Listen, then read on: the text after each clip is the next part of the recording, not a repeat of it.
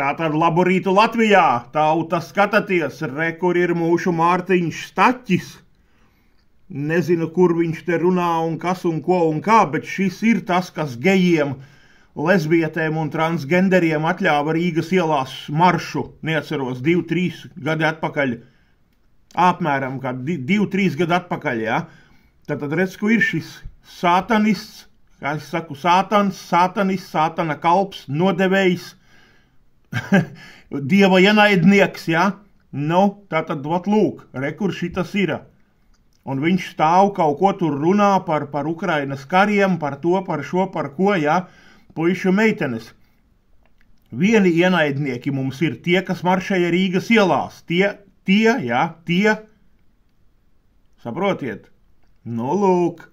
Un gari, kas viņus vadīja, un kas viņos tur, nezinu, dzīvo, mājo, ja? Tātad, lūk, reku ir Mārtiņš Staķis, tātad šis ir, nezinu, varbūt pats arī gejs. Pagaidām vēl nezinu.